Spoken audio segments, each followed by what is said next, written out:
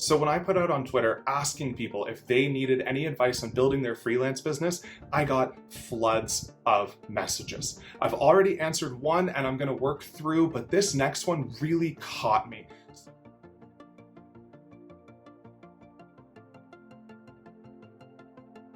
Should I niche down and really become specialized, or should I broaden out and really widen my net to get more clients?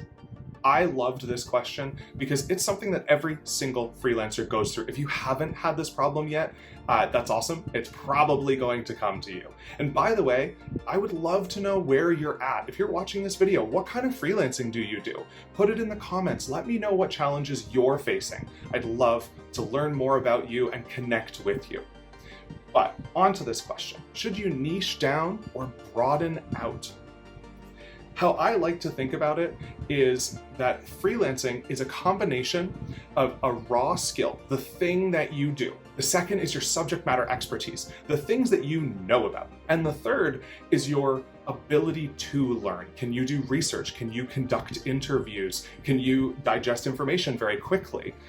So when thinking about should you niche down or broaden up, niching down or choosing a real focus is going to lean much more heavily on your subject matter expertise.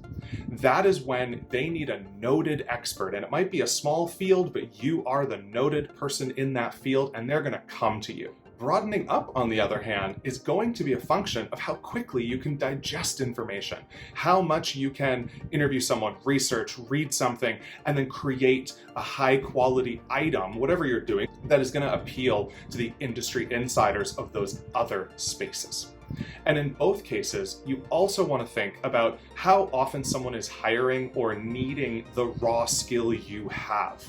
So if you have something that is pretty heavily needed by a single space that you have subject matter expertise in, then niching down might be a great opportunity for you to become a noted expert in a tight field. And that could be an opportunity to raise your rates, to charge premium rates, because you are bringing extra value because of all the in-depth knowledge you have, and maybe connections or other opportunities that your clients might be looking for by working with you. On the flip side, if you have something that a ton of companies need a little bit of, they maybe need a tiny bit of design, and it's in an area that doesn't require tons of subject matter expertise, and you're good enough at researching it, that could be a fantastic opportunity for you to build a more network-based business where someone refers you to someone else who's in a little bit of a different space, but you can do it because they don't need quite as much subject matter expertise as someone else, and you can bounce around. So there are valid opportunities in both cases, niche down or broaden up, but you just have to be conscious of the opportunity costs. If you want to have that niche, you need to become the subject matter expert, and it also means you will have to turn down projects you might find cool, but are not in your niche because you will need to focus. If you broaden out, that can open a world of cool opportunities to take in as they come to you, but you may not become noted as a subject matter expert, and you might want to change that going forward. The good news is you can change that.